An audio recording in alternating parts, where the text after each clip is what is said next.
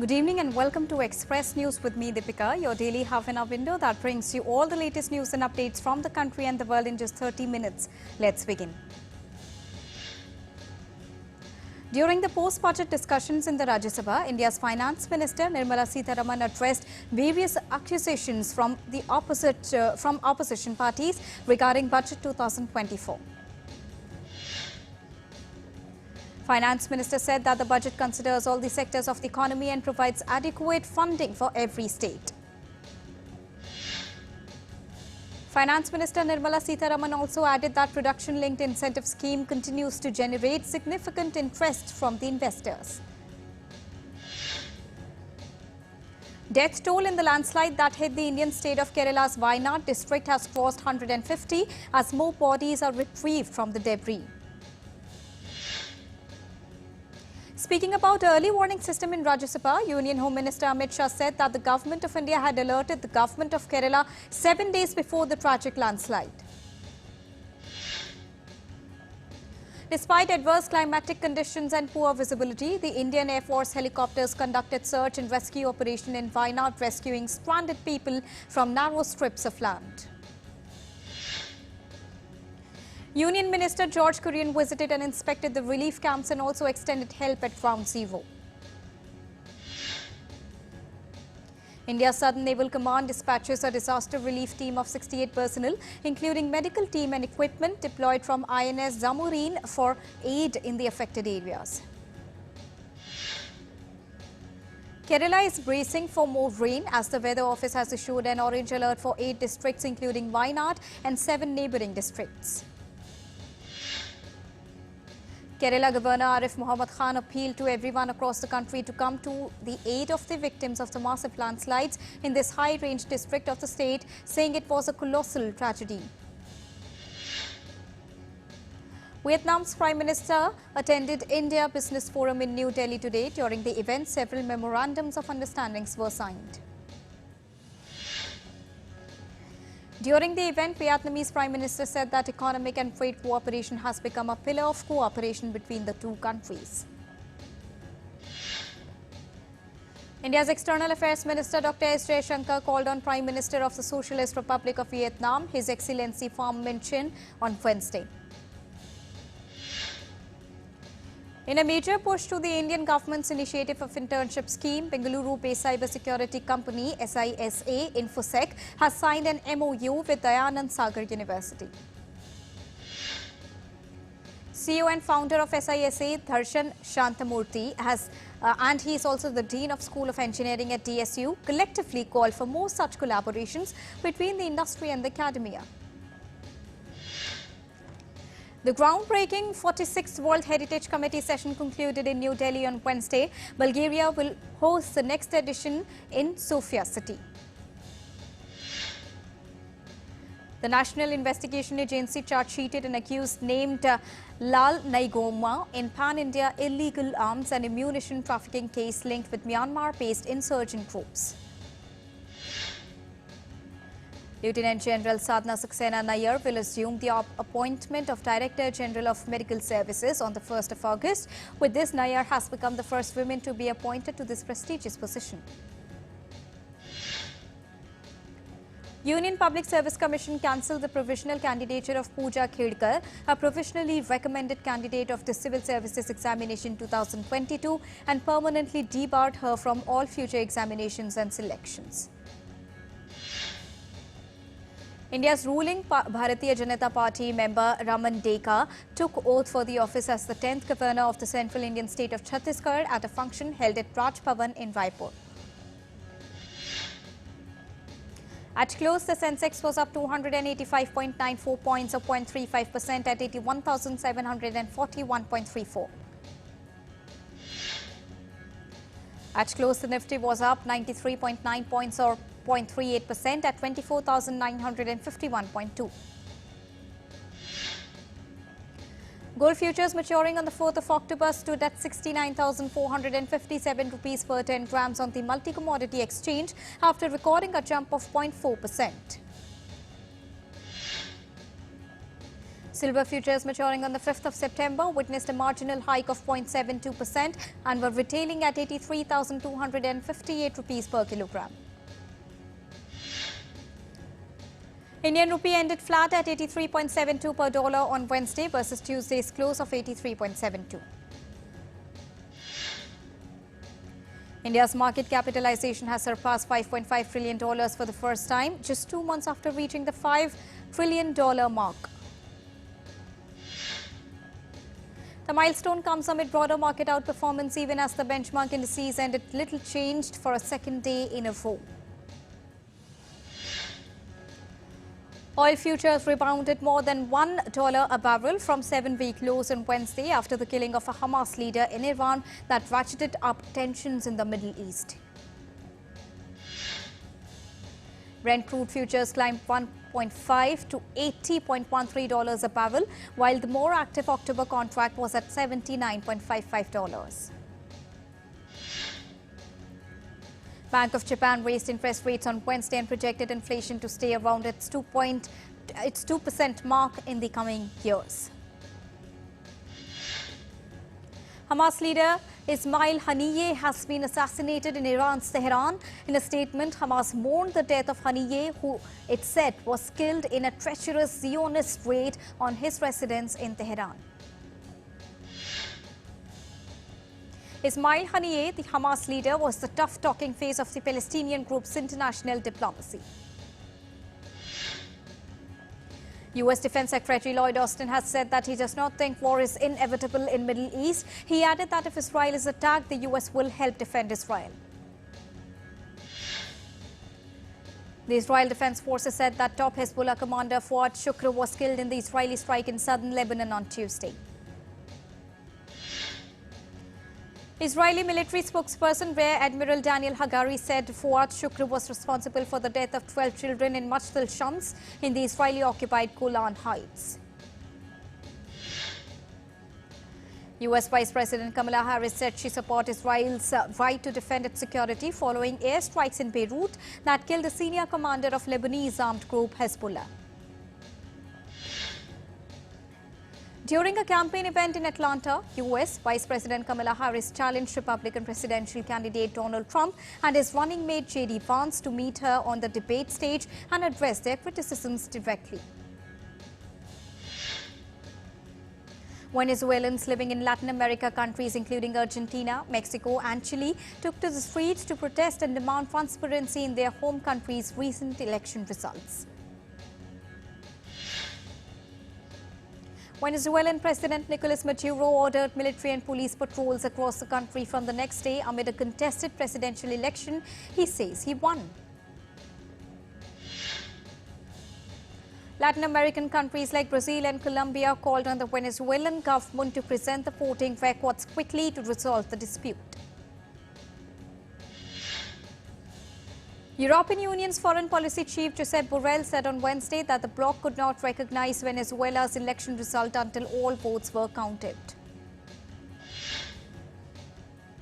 Ukraine said that its air defense systems destroyed all 89 drones and one missile that Russia launched on Kyiv overnight on Wednesday.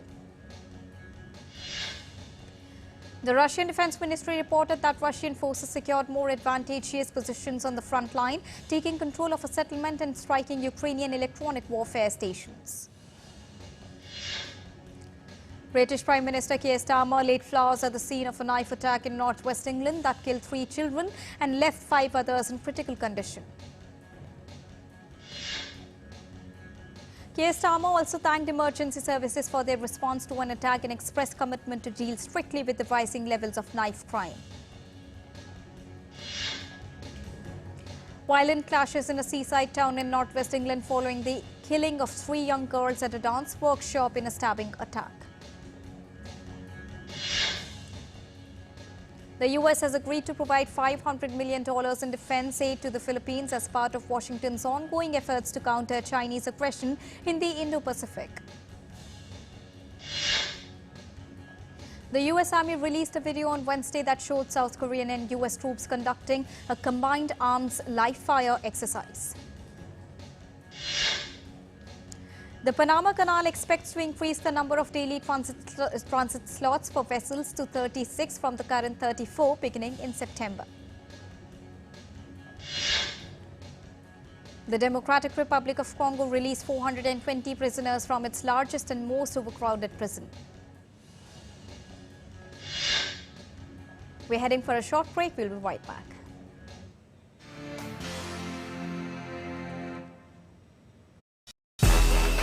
This summer, the world turns its eyes to Paris, and DD India brings you every heartbeat, every victory, and every story.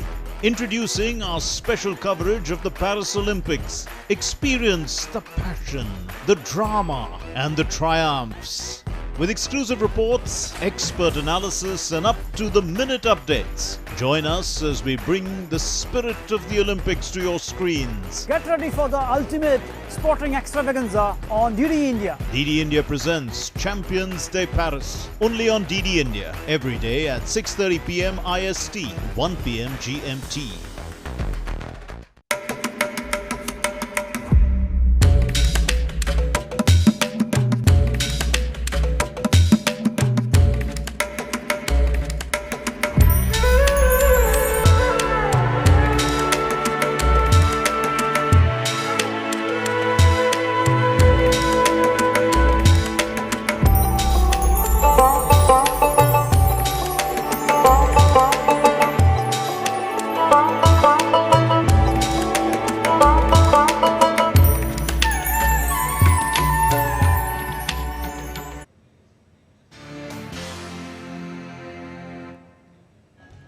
Welcome back after that short break. Let's continue with Express News.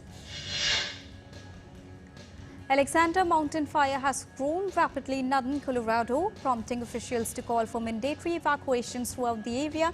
The fire expanded to 5,000-acre late on Tuesday. A water shortage is hitting central areas of Sicily such as San Cataldo in the province of Caltanissetta, and reservoirs are running dry or operating at a very low level. Sicily is under state of emergency due to months of below average rainfall and has long struggled with high temperatures. Evacuation efforts continue in northeast China as the region battles with flooding caused by the remnants of Typhoon Gaimi. Days of heavy rains from the remnants of Gaimi have breached major dikes and dams and flooded swathes of cropland. In eastern Thailand, Krat and Chattaburi are heavily flooded, with ongoing rain worsening the situation further. Mobile kitchens and military are being used, and Prime Minister Sritha stresses the need for better flood management. In Vietnam, flooding has reached 3 meters, causing evacuations and property loss. Residents are supporting each other with flood-proof houses aiding recovery. Paris is sweltering with temperatures over 30 degrees Celsius, leaving spectators at the Paris Stadium struggling in the heat. Cold showers and fans are offering some relief to the fans. Spain's AEMET has declared extreme wildlife risk as the third heat wave peaks, with temperature over 40 degrees Celsius. Firefighters are battling the places in Cuenca and Alicante, leading to evacuations and smoke confinement. Over 5,500 firefighters are battling the park fire in California's Central Valley. The fire has reached 385,065 acres, making it the 5th largest wildfire in the state's history. Tourism Minister of Maldives has announced the government's goal to rank India among the top 3 countries for tourist arrivals by the end of the year. To support his ambition, a roadshow is taking place in India, highlighting the Maldives as a top travel destination. On Monday, a large crowd assembled at Ratchawarat Pier in Thailand to view the royal barge on an exhibit with recitations honouring His Majesty the King's 72nd birthday. A large Asiatic black bear weighing over 80 kilograms was safely captured after being seen near a pond at Bariram Rajabhat University's Pakham campus. More than 50 officials and villagers successfully collaborated in operation to secure the pair. The Hoi An basket boat ride experience has been ranked among the 25 most popular boat rides in the world. The experience in Camtian Coconut Forest secured the 19th spot in the top 25 most attractive boat experiences for tourists globally this year. Ghana Aquaculture Association is in collaboration with its development partners have organized a tilapia and Catfish Festival in Accra. The move is to promote the consumption and patronage of tilapia and catfish in the country. Locals and tourists can enjoy a thrilling experience at night at Hai Juang and Ho Mo beaches in Pei province, where they can observe turtles laying their eggs. To ensure the safety of the nesting site at the beaches, the community has created a dedicated protection team to guard the turtles during their egg-laying season. The initiatives have successfully safeguarded numerous baby turtles as they make their way to the sea.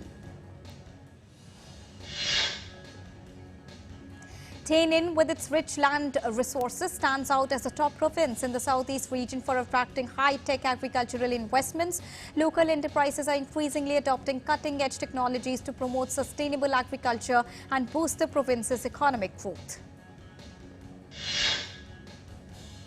One example of high-tech agricultural investment is an advanced irrigation machine utilizing center pivot technology from Israel. This state-of-the-art system efficiently waters an 80-hectare sugarcane field in a single day with its rotating pivot and nozzle design. In Nigeria's conservative Lagos, world-charming Smart Courage defied stereotypes to become a male catwalk coach. Despite the challenges, he remained committed to his dream, inspired by his school interest in fashion and his mother's multiple fashion ventures. In Vietnam, youth artists are using silk and paper to create new art products in line with contemporary era. Vietnamese artists have flourished in silk painting, showcasing unique and diverse painting techniques, impressive and eye-catching colors and contemporary themes of traditional silk materials. Hunshin is experiencing a tourism boom, offering distinctive blend of cultural and phenomenal natural beauty. Tourists have praised the beauty and cultural heritage of the city. China is driving towards a greener future by sprawling solar power plant covering thousands of acres in the northern part of the country. Kuwait Fund for Arab Economic Development has signed a loan agreement to enhance and strengthen the healthcare system of the Maldives. The loan granted to Maldives is of $9.8 and the agreement was signed under the Small Island Hospital project. Vietnam is implementing new regulations from the Law on Environmental Protection 2020, promoting green and circular economy by recycling industrial wastewater. These efforts are contributing to promoting a green and circular economy. The cooling water does not come into direct contact with acid and is 100% recycled and reused, replacing the old production line. Venice will introduce a limit for tourist groups to 25 people and a ban on the use of loudspeakers to protect the lagoon city and reduce the pressure of mass tourism. In an effort to thin the crowds that throng its canals and alleys, Venice has also introduced a €5 tax for daily trippers in April, enforced for a total of 29 days in 2024. English writer and director Mike Leigh will be receiving the Tiff Elber Director Award on September 8th at the Toronto Film Festival. English writer and director Mike have previously given films such as Another Year, Happy Go Lucky and Mr. Turner to the Canadian Festival. American screenwriter, director and producer James Gunn finishes the shoot of Superman. The movie will be in theatres on the 11th of July next year. Usher has announced that he is gearing up to release a concert film. The singer-songwriter and dancer has revealed that he will be releasing a concert film titled Usher Rendezvous in Paris on 12th of September. Canadian-American filmmaker Jason Reitman's Saturday Night Live will release in the theatres on the 11th of October. Canadian actress Neve Campbell is back as Sydney Prescott in the 7th installment of the film Scream. British-American rock band Fleetwood Mac announced their new live album called Mirage Tour 82. The album will release on the 20th of September. Deadpool and Wolverine collect 78.95 crore rupees at the box office on day 5. My Melbourne will be opening the movie at the 15th Indian Film Festival of Melbourne, featuring shots by filmmaker Kabir Khan, Imtiaz Ali, Oneer and Reema Das. Indian actor Dhanush's Tamil film Ryan exceeds 50 crore net rupees in India. Ryan had an overall 22.48% Tamil occupancy. In badminton, two-time Olympic medalist India's PV Sindhu qualified for the round of 16 at the ongoing Paris Olympics. India's Swapnil Kusale successfully made it to men's 50-meter rifle three-position final. Kusale finished 7th in the qualifying round. India's Lakshya Sen entered pre-quarter-final of men's singles badminton by knocking out Jonathan Christie of Indonesia. Sen defeated Christie in straight game set. India's Olympic bronze medalist Lavnina Porgohai beat Norway's Sunniva Hafstad on point basis to progress to the last 8 stage. In table tennis, India's Srija Akula storms into pre-quarter-final round of women's singles event, beating Singapore's Jian Seng. In boxing, India's Amit Pangal has been knocked out of the Paris Olympics after losing his match in the men's 51 kg flyweight category. In archery, Deepika Kumari on Wednesday became the second Indian archer at Paris Olympics to qualify for the round of 16 in women's individual archery event. Simone Biles clinched her 5th Olympic gold medal as she made a triumphant return to the women's gymnastic team finale at Paris Games. Francis Cassandra Bigron won gold in women's triathlon on Wednesday. And India defeated Sri Lanka via super over in inconsequential third and final T20I at Pallekele on Tuesday to sweep the series against Sri Lanka by 3-0. And with this, it's a wrap here on Express News for now, but news and updates will continue here on DD India. So don't go anywhere, keep watching and keep tracking DD India for all latest news and updates from the country and the world. Thank you so much for joining us right now. Namaskar.